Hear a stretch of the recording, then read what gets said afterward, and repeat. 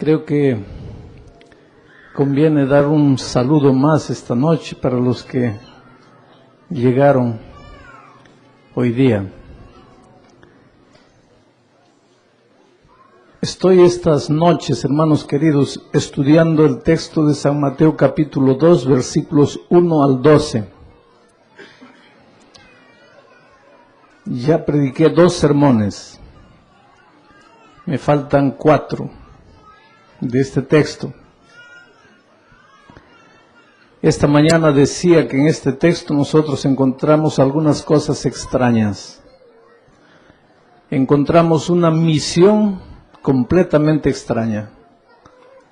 Porque el texto dice así: cuando Jesús nació en Belén. Jesús es Dios. Jesús no nace. Dios no nace. Dios es eterno. Dios no tiene principio, no tiene fin. Pero en la persona de Jesús nació. Imagínense a Dios naciendo. ¿Por qué nació? Porque tenía una misión. Y una misión extraña. Su misión era buscar. Buscar a quien no quería ser encontrado. Buscar a quien vivía escapándose. Miren a Jesús muriendo en la cruz del Calvario. ¿Por quién estaba muriendo? ¿Por ese soldado que lo abofeteaba? ¿Por esa persona que le escupía en el rostro? ¿Por ese ladrón que se burlaba de él? ¡Qué misión extraña! Salvar gente que no quiere salvarse. Si alguna vez tú pensaste que quieres salvarte, estás completamente equivocado. Si alguna vez tú pensaste que tienes que hacer algo para salvarte, estás completamente equivocado, porque la salvación o la iniciativa de la salvación es divina, no es humana. Tú no te salvas porque quieres salvarte, nadie quiere salvarse. Ningún ser humano quiere salvarse. Jeremías dice: engañoso es el corazón y perverso, ¿quién lo comprenderá? Si alguna vez tú has sentido el deseo de buscar a Dios, no es porque tú lo has sentido, es porque el Espíritu Santo ha trabajado en tu corazón. La iniciativa fue del Espíritu, no fue tuya. La misión de Jesús era una misión extraña porque tenía que salvar a quien no quería salvarse. Esta mañana vimos una pregunta extraña, porque cuando los reyes magos llegaron a Jerusalén, le preguntaron a Herodes: ¿dónde está el rey? ¿Dónde está el rey? La pregunta era tan extraña que provocó reacciones extrañas. Ese va a ser el tema de esta noche. ¿Dónde está el rey? ¿Por qué era una pregunta extraña? Porque nadie quiere rey, todos quieren ser el rey. Nadie quiere servir, todos quieren ser servidos. Nadie quiere adorar, todos quieren ser adorados. Nadie me ha contado nada, pero yo sé que esta tarde ustedes tuvieron problemas con las cabinas, porque nadie quiere ser súbdito, todos quieren ser rey. Esa es una realidad de la vida. Esa es una realidad de la vida. ¿Por qué el otro tiene que tener algo mejor que yo? ¿Por qué yo no? ¿Por qué él sí? Y miren que somos cristianos. Imagínense quién no conoce a Cristo. Pero no se sientan mal, porque es una prueba de que todavía tenemos un camino largo para recorrer en el proceso del crecimiento cristiano. Ahora, si por pelear por causa de una cabina ya estaríamos perdidos, ¿qué sería de la vida? Gracias a Dios que Dios tiene misericordia en nosotros.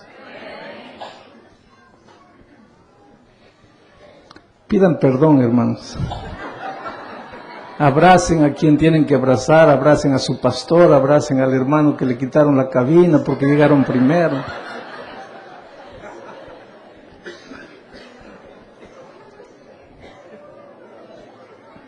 una pregunta extraña. ¿Dónde está el rey? ¿Qué rey? ¿Qué rey? El rey soy yo. ¿Qué rey? Porque todos queremos ser rey. Anoche y esta mañana yo prediqué algo muy importante. Los reyes magos buscaron a Jesús y lo encontraron. Lo encontraron porque lo buscaron para adorarlo. Hay mucha gente hoy día que no encuentra a Cristo porque no lo busca para adorarlo, lo busca para pedirle. ¿Quiere decir que no le debes pedir nada a Jesús? Jesús sabe todo lo que estás necesitando. Hay cosas que tú necesitas y que nadie sabe, nadie, solo tú. Jesús sabe. Pero si tú lo buscas para pedirle eso, nunca vas a recibir lo que estás pidiendo. Tú vas a recibir las bendiciones, tú vas a encontrar las bendiciones, tú vas a encontrar las respuestas de Jesucristo cuando tú lo busques para adorarlo, no para pedirle. Porque cuando tú lo al texto bíblico, vimos esta mañana, Él se identifica no solo como rey, no solo como el que te guía, no solo como el que te gobierna, sino como el que te pastorea. Y el pastor conoce muy bien la necesidad de sus ovejas. Por lo tanto, cuando tú vas para adorarlo, vuelves recibiendo todas las bendiciones que querías y no encontrabas cuando lo buscabas solo para pedir. Estás sin empleo. Hace 2 años estás orando para que Dios te ayude a encontrar un buen empleo. ¿Por qué no paras de orar pidiéndole empleo a Dios y empiezas a orar adorándole y agradeciéndole porque no tienes empleo? Me vas a decir, pastor, está loco, ¿cómo voy a agradecerle porque no tengo empleo? El día que nosotros aprendamos a adorar a Dios por las cosas buenas y por las cosas malas, por las cosas que nos hacen felices, por las cosas que nos provocan tristeza, el día que reconozcamos que Dios es soberano y eterno, ese día tú vas a ver cómo las cosas van a arreglarse en tu vida. Esta mañana una hermana me hacía una pregunta y me decía, pastor, está bien, yo confío en Dios, ¿y cuál es mi parte? Yo confío en Dios y Él lo va a resolver todo. ¿Qué es lo que yo tengo que hacer? O confío en Dios, me cruzo los brazos. ¿Qué hago? Mira, cuando tú vas a Dios para adorarlo, cuando tú depositas tu confianza en Él, cuando tú te sometes a Él, cuando tú lo reconoces como tu Rey, soberano en tu vida, cuando estás dispuesto a dejar que Él te guíe, cuando vas a Él con esa actitud, sucede un milagro. Vamos a imaginar que tú estás delante de un problema terrible. Y vamos a imaginar que tu problema es que estás sin empleo. Estás debiendo a todo el mundo, vives escondiéndote porque no tienes dinero para pagar. No que seas sinvergüenza, tienes vergüenza, pero ¿qué haces si no tienes dinero? Es la realidad, no es que no quieres pagar, sino que no tienes cómo. Y no puedes dormir, no puedes comer, te sientes mal. No quisieras estar viviendo así. Especialmente en este país donde te enseñan a gastar lo que no tienes. Te inventaron una tarjetita llamada de crédito y vives gastando lo que no tienes. Pídele perdón si estás gastando lo que no tienes a Dios, pídele perdón a Dios. Porque Dios no te puede bendecir, hermano, si tú estás gastando lo que no tienes.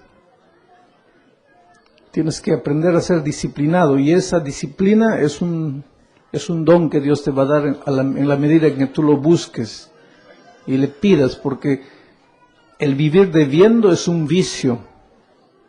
Así como el alcohólico tiene que agarrarse de Jesús para vencer el alcohol, como el fumador tiene que agarrarse de Jesús para vencer el cigarro, como el drogadicto tiene que agarrarse de Jesús para vencer la droga, hay algunos que tenemos que agarrarnos de Jesús para vencer las deudas, porque se vuelve un vicio.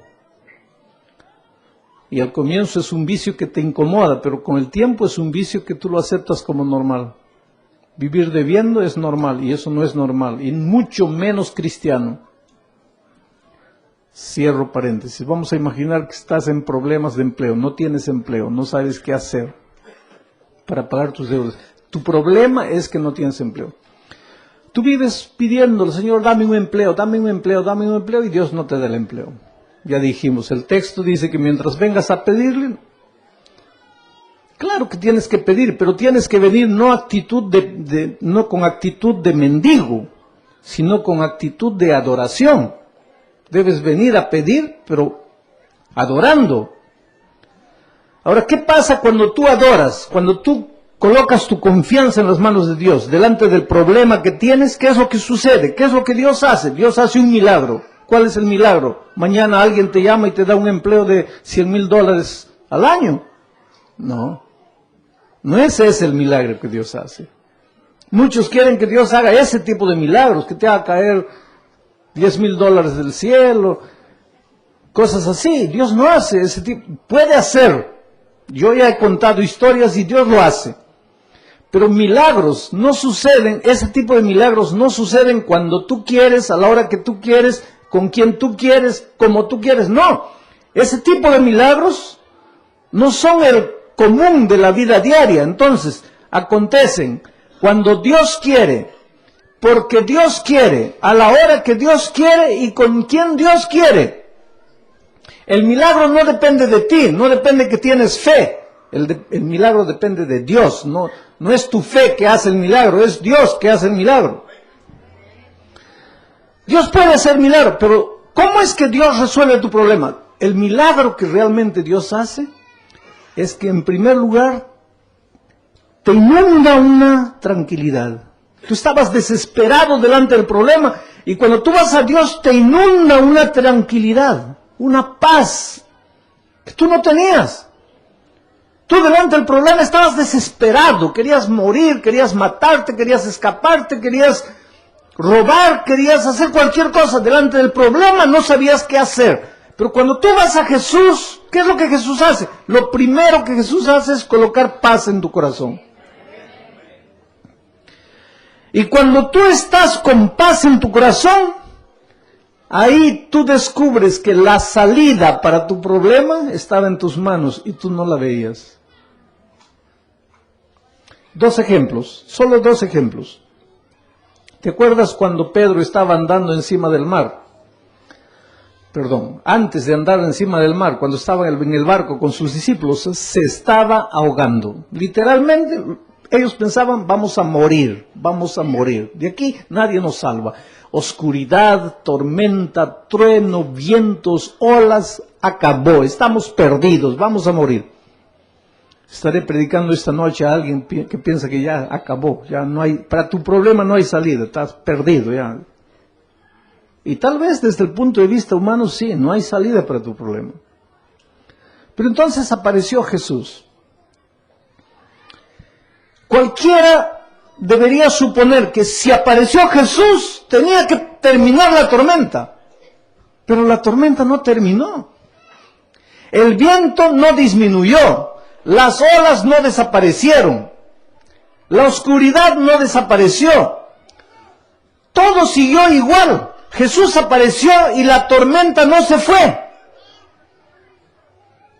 ¿Por qué digo que la tormenta no se fue? Porque el texto bíblico dice que después, cuando Pedro estaba andando por encima del mar, de repente, al mirar, ¿qué cosa? Al mirar la tempestad, quiere decir que la tempestad no había desaparecido. Quiere decir que cuando Jesús aparece en tu vida, el problema no desaparece. Pero ¿qué es lo que había desaparecido cuando Jesús apareció? Desapareció el miedo del corazón de Pedro. Ese hombre desesperado que decía, me voy a morir, ya nadie me salva aquí, llegó el fin de mi vida. Ese cobarde Pedro, cuando Jesús llegó, se inundó de paz, de tranquilidad. Y cuando tú estás tranquilo, eres capaz de andar por encima del agua. Nadie anda encima del agua, porque hay una ley física que dice que si te paras en el agua te hundes. Quiere decir que cuando hay paz en tu corazón, tú eres capaz hasta de quebrar las leyes de la naturaleza, como Pedro lo hizo. Anduvo por encima del agua. Los ojos de Jesús y miró la tempestad. Otro ejemplo. ¿Te acuerdas de Moisés? Cuando estaba llevando al pueblo de Israel y llegó al Mar Rojo. Aquí una montaña, no se podía subir. Aquí otra montaña, no se podía subir. Atrás un ejército, no se podía vencer a ese ejército.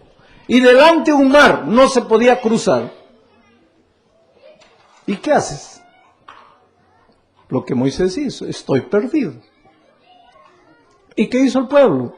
¿Para qué nos sacaste de la tierra de Egipto? Para matarnos aquí. Nos hubieras dejado morir allá. ¿Para qué nos trajiste? ¿No es eso lo que hacemos delante de los problemas? ¿Y qué es lo que Moisés hizo? Fue a Dios. ¿Y qué es lo que pasó cuando fue a Dios?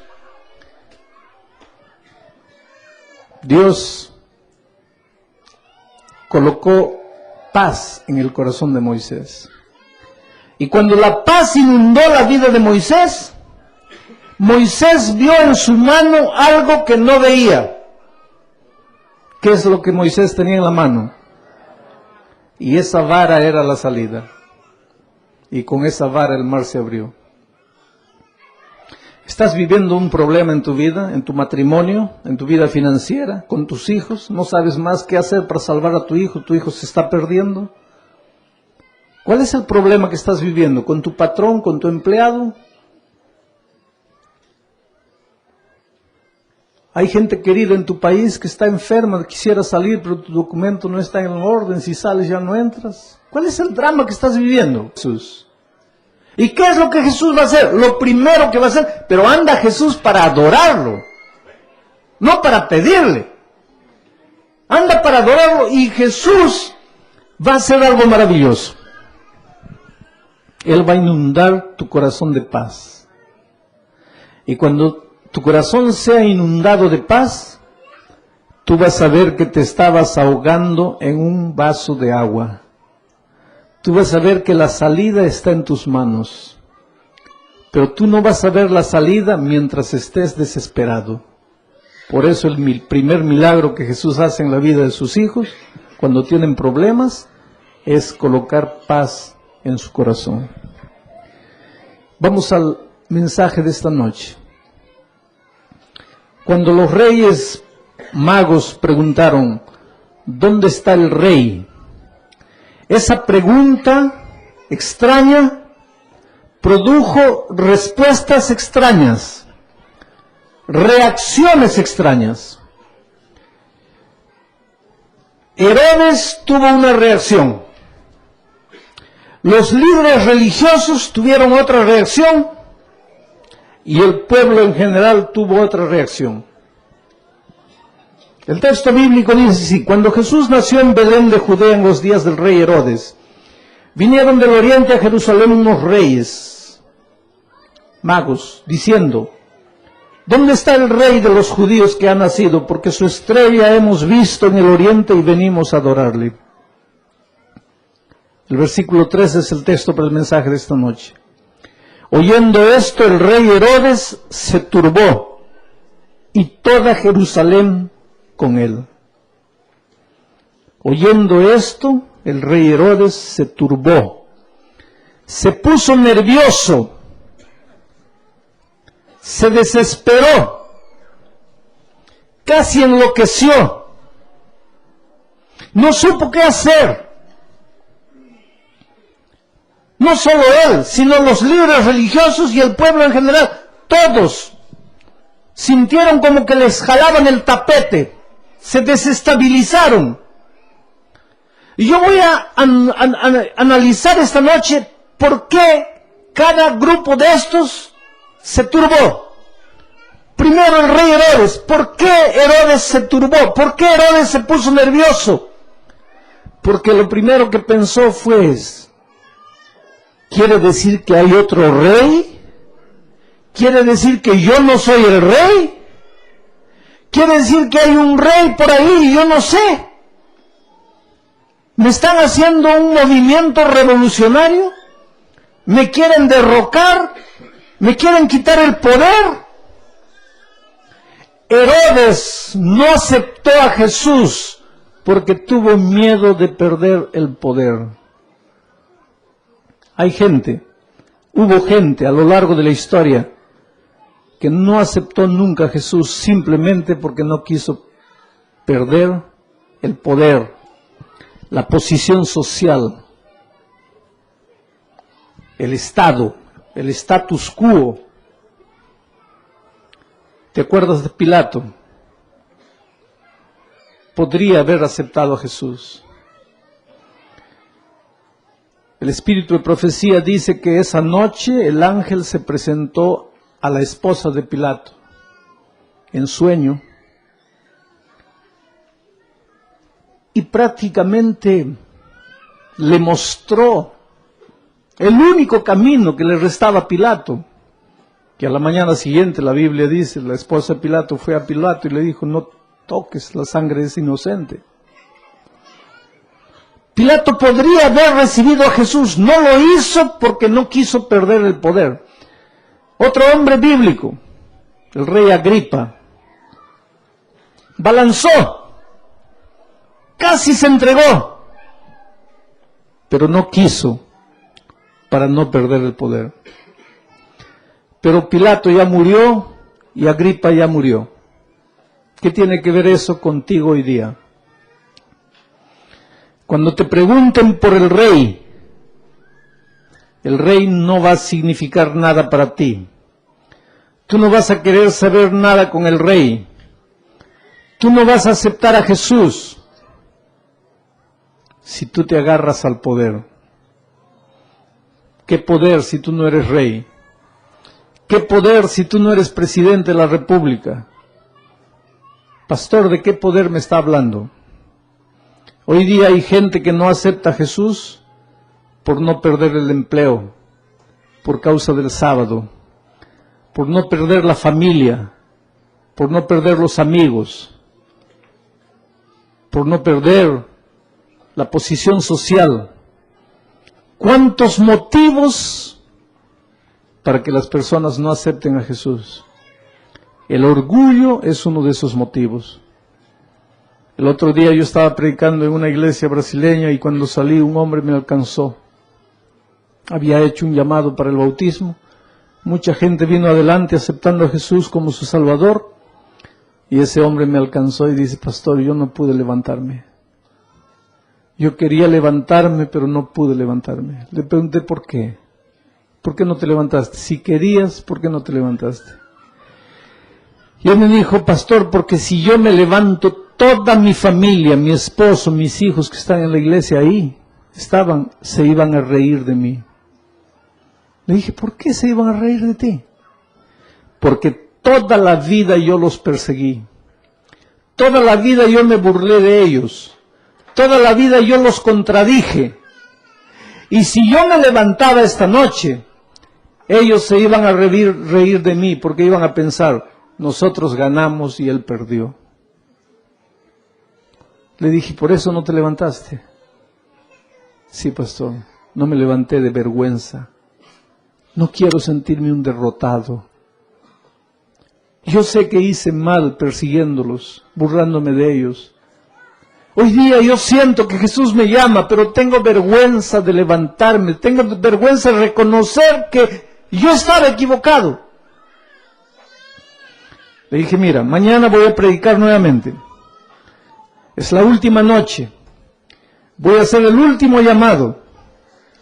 Cuando llame, quiero que tú seas la primera persona en levantarte. Esta noche voy a orar para que Dios te ayude a tomar tu decisión. Y a la noche siguiente prediqué. hice el llamado.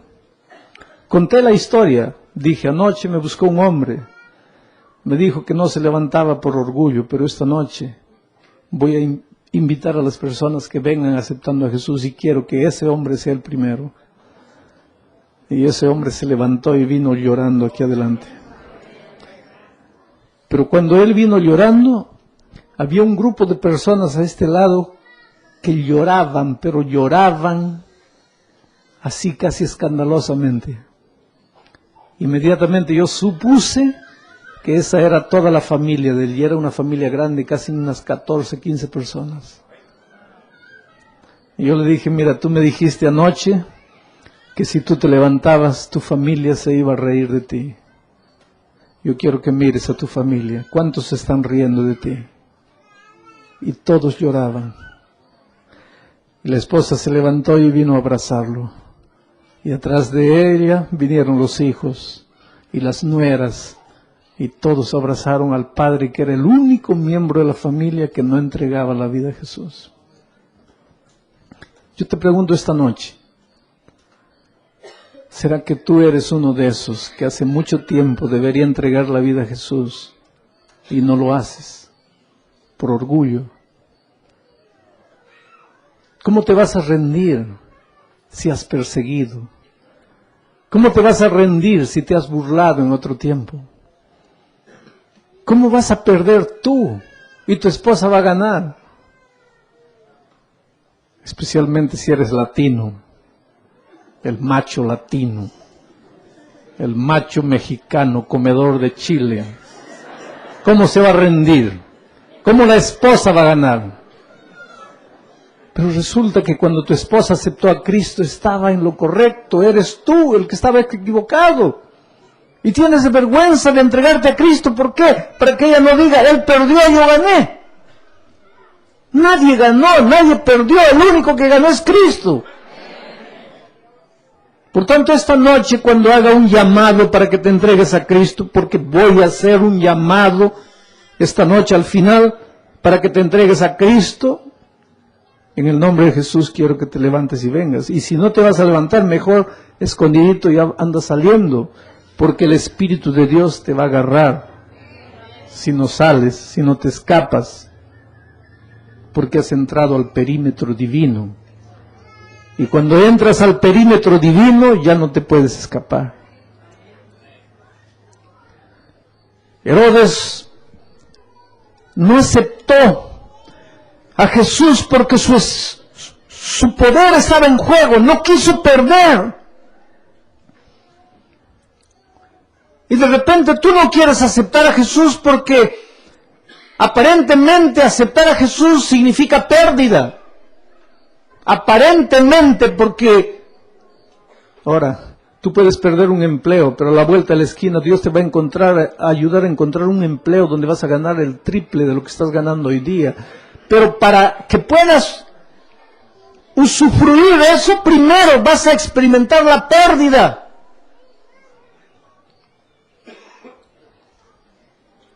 Hay gente que no quiere perder, siempre quiere ganar. Pero en el reino de Dios, pérdida por causa de Cristo no es pérdida, es ganancia. Aunque no lo entiendas ahora, pero lo vas a entender mañana. Pena que hay gente que se agarra de 10 y no quiere perder 10. Cuando si por causa de Cristo perdiese los 10, mañana Jesús le daría 100. Y prefieres vivir la vida sin Cristo con tus 10. Cuando si entregarías la vida a Cristo, vivirías con Cristo feliz y con 100. Pero nunca vas a saber de lo que te estoy hablando hasta que no pruebes, hasta que no decidas, hasta que no te entregues, hasta que no arriesgues. Pero riesgo no es la palabra exacta, porque el riesgo es echarte a un abismo oscuro. Con Cristo no hay riesgo, porque aunque te eches al lugar oscuro, los brazos maravillosos de Jesús te están esperando allá abajo. Por lo tanto, nunca tengas miedo de comprometerte con Cristo. Interesante las personas, como en el caso de Herodes. No dijo no, No dijo no. No dijo dónde está ese rey para matarlo. Hay personas que nunca dicen no, dicen sí a todo, pero no aceptan. Herodes le dijo a los magos, yo les voy a mostrar el camino, vengan para Belén, porque cuando los religiosos estudiosos la Biblia dijeron, la profecía dice que el rey va a nacer en Belén, Herodes los llevó hasta la puerta y le dijo, mira, para Belén, 2 a la izquierda, 3 a la derecha, Belén está para allá. Vayan, encuéntrenlo. Y cuando lo encuentren, vengan a avisarme para que yo también vaya a adorarlo. Yo no quiero entrar al corazón de Herodes para pensar qué es lo que quería, qué es lo que planeaba, aunque la Biblia dice que él quería esto para después ir y matarlo. Pero así como Herodes, hay gente hoy día que no dice no a la palabra de Dios. Sí, pero yo no sé qué propósitos se esconden porque nunca se entregan. Nunca se rinden. Sí. Hay un concierto musical, ellos están ahí. Viene un predicador especial, ellos están ahí. Siempre están ahí, pero nunca se comprometen con Cristo. La segunda manera de reaccionar es la de los líderes judíos, los religiosos. Cuando Herodes reunió a los líderes religiosos y les dijo, ustedes estudian la Biblia, ¿dónde está el rey? ¿Hay un rey? Yo no sabía que había un rey. Herodes tenía razón de no saber, no conocía la palabra de Dios, era un rey pagano. Pero los líderes judíos no tenían por qué saber que el rey había nacido. Ellos tenían que saber, no tenían por qué no saber.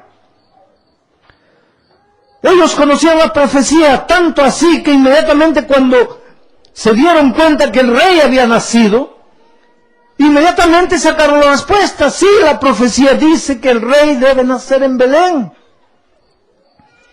Pero ¿por qué no estaban preparados para recibir al rey? Por un simple motivo. Conocían la Biblia, conocían la profecía, pero no conocían a Jesús. Yo tiemblo con lo que voy a decir esta noche. Es posible que tú conozcas muy bien las profecías, pero no conozcas a Jesucristo. Y yo conozco gente que vivió en nuestros días, vive en nuestros días, que se deleitan en hablar de profecía, de vuelta de Cristo, de decreto dominical, es que están fuera. La profecía no es mala, no.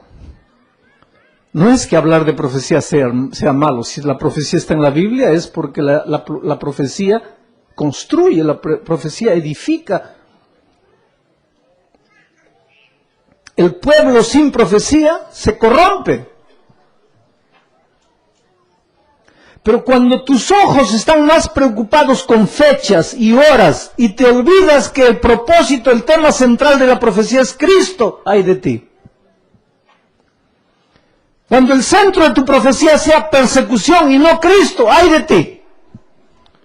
Cuando el centro de la profecía sea descubrir a qué hora va a volver Jesús y no el propio Cristo, ay de ti. Y ese era el problema con el pueblo judío. Conocían los detalles de la profecía, pero no conocían a Jesús. Pero ¿cómo puede? ¿Acaso esos sacerdotes no sacrificaban todos los días al corderito? ¿No era el trabajo diario de ellos? ¿No sacrificaban al cordero? ¿Qué significaba el cordero? ¿A quién simbolizaba el cordero? Pero no veían a Jesús. Diezmaban hasta la menta y el comino, pero no conocían a Jesús. En los 10 mandamientos hay un solo mandamiento para el sábado, pero ellos habían inventado más de 300 pequeños mandamientitos con relación al sábado, pero no conocían a Jesús. Seguramente que sabían, no digo, estoy aplicando para nuestros días ya, ¿cuántos centímetros debía medir el cabello? ¿Cuántos centímetros debía medir la falda? Si se puede usar esto, si no se... Sabían todo, pero no conocían a Jesús. vestirse como quiera, portarse como quiera, no. Pero el centro de nuestro mensaje es Jesús. Las personas no se visten mal o hacen cosas equivocadas, no porque no conocen a Jesús, no porque no conocen que no deben hacer eso, sino porque no conocen a Jesús. Yo llegué un día a una iglesia, estaba haciendo una semana de oración ahí, y una señora me buscó y me dijo: pastor, por favor, en una de estas noches predique que casarse, un joven cristiano, una joven cristiana, casarse con alguien que no es de la iglesia es pecado. Dije: hermana, yo no voy a predicar eso, pero no es pecado. ¿O está bien? No, no está bien. Entonces predique. Usted no vino a predicar la verdad. Hermana, es que en mis mensajes no está eso, ya mis mensajes están preparados, pero dé un lugar al Espíritu Santo, pastor. Pasaron unos 3 días, apareció una chica. Y me dice: pastor, quiero hablar con usted. Yo soy miembro de la iglesia. Nací en la iglesia, mis padres son cristianos. Yo era director de la escuela sabática, yo era pianista de la iglesia, pero comencé a enamorar con un muchacho que no es de la iglesia y quedé novia. Me quitaron el cargo de directora de escuela sabática porque quedé novia con un muchacho que no es de la iglesia. Me quitaron el cargo de pianista de la iglesia. Lo que más me gustaba en la iglesia era tocar piano. Me quitaron todo. Yo me voy a casar dentro de 6 meses con ese muchacho que no es de la iglesia. Y me comenzó a contar su historia. Le pregunté: ¿y por qué me estás buscando a mí? ¿Qué quieres de mí? Le dije: te voy a hacer una pregunta. ¿Por qué te vas a casar con ese muchacho? Porque lo amo, pastor. Le dije: está bien, entonces cásate. ¿Puedo casarme? Si yo te digo que no, ¿no te vas a casar? No, pastor. Entonces cásate. ¿Qué voy a hacer? Si has decidido casarte, ¿qué puedo hacer yo? Me dices que lo amas, ¿qué puedo hacer yo? Me dices que tus papás ya te han amenazado con expulsar de casa, que no da resultado, que el pastor ya te habló, no da resultado, que la junta de la iglesia te sacó el cargo, no da resultado. ¿Vienes a mí para qué? Cásate, chica. Qué suerte tiene ese muchacho. ¿Por qué, pastor? El Señor Jesús quisiera que tú lo amases un poquito de lo que tú amas a ese muchacho. Chao. Se fue. El viernes en la noche teníamos Santa Cena. Todas las noches mi tema no era esto es pecado, lo otro es pecado, aquello es pecado. No, no. Todas las noches mi tema era el Señor Jesús. Hay una cosa que el Señor Jesús, a mí mismo. Predicas del sábado, levanta a Cristo. Predicas del diezmo, levanta a Cristo. Predicas de la profecía, levanta a Cristo. Predicas del comportamiento cristiano, levanta a Cristo. Levanta a Cristo. Las personas serán atraídas a Él. Estábamos preparándonos para la Santa Cena cuando la chica entró, llorando. Y yo estaba en la sala, preparándome ya para entrar para la Santa Cena, y entró, se sentó en una silla vacía y empezó a llorar. Y lloraba sin parar. Estaban los ancianos ahí, todos preparándonos ya para entrar a la Santa Cena, y ella llorando ahí. Y así me dice: pastor, mire, pastor. ¿Qué cosa? ¿No nota nada en mis manos? No. No tengo más la alianza. En Brasil tienes que usar la alianza de compromiso. Si tú no usas, si un casado no usa alianza de compromiso, o si una novia no usa alianza de compromiso, es porque está queriendo esconder que es casado, que está de novio. Y si quiere esconder, ¿por qué lo hace? Aquí es lo contrario, ¿no? Ella me mostró, mire pastor, no tengo más la alianza de compromiso. ¿Por qué? Esta tarde busqué a mi novio y terminé el noviado y le devolví la alianza. Me senté a su lado y le dije, chica, ¿pero por qué? Y ella llorando me dijo, pastor, yo sé que lo amo. Yo no sé cómo va a ser mi vida de aquí para frente porque yo lo amo, pastor, lo amo. Pero esta semana descubrí otra cosa, que yo amo mucho más a mi Señor Jesús. Y la mamá me había dicho, predique que casarse con alguien que no es de la iglesia es pecado. Si hubieses predicado eso, ella nunca hubiera decidido amar al Señor Jesús más que a su novio. Los líderes religiosos judíos no estaban preparados para recibir al rey, porque en medio de las enseñanzas bíblicas veían milímetros, veían puntos, veían comas, veían mente, veían comino, pero no veían a Cristo.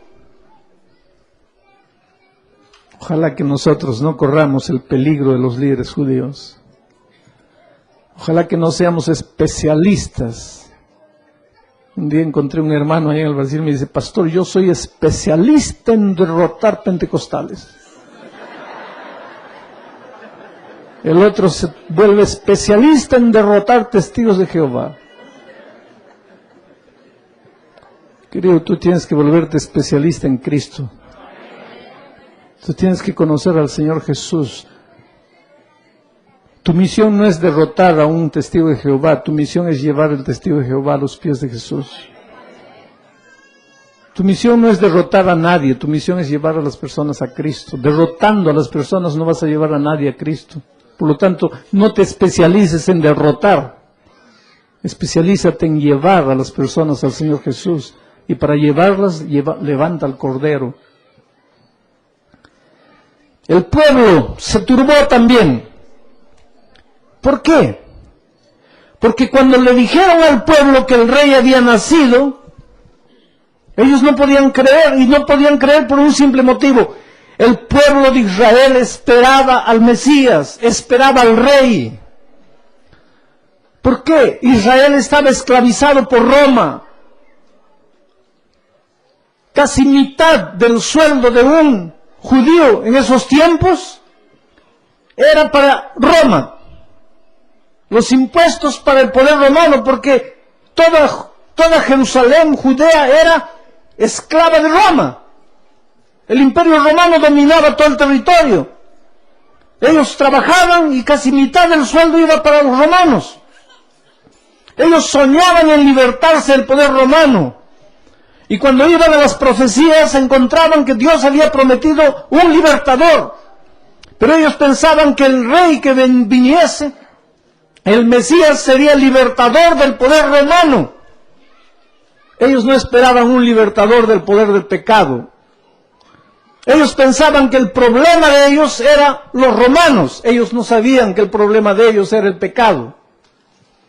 Hoy día también nosotros corremos el peligro de pensar que nuestro problema es la falta de empleo. No. Nuestro problema es mi carácter. No es, mi problema es mi hijo. No. Tu problema es la falta de Cristo. Ese es el problema. Un día asistí a un curso para parejas, para matrimonios. 20 horas. De las 20 horas, 19 horas hablaron de secretos para un matrimonio feliz. Hay que ayudarle a lavar los platos a la esposa después de la comida, hay que llevarle una rosa, hay que llevarle un chocolate, hay que decirle te amo, hay que barrer la casa, hay que encerrar el piso, hay que hacer esto. Yo no digo que no debemos hacer eso, yo ayudo a mi esposa cuando estoy en casa. Cuando estoy en casa, quien cocina soy yo. Amo a mi esposa, quiero recompensar el tiempo que no estoy en casa, cuando estoy en casa. Pero no me digas que es por eso que los hogares fracasan, querido. 19 horas hablando de platos, de rosa, de clavel, y una hora devocionales donde se mencionó así de paso a Jesús. Cuando los hogares no están fracasando por falta de plato, ni de rosa, ni de clavel, están fracasando por falta de Cristo. Porque cuando el corazón del esposo está convertido a Cristo, él de manera natural va a decir a su esposa, te amo. De manera natural va a ayudarle a lavar los platos, a ayudarle a las cosas. Pero nosotros esperamos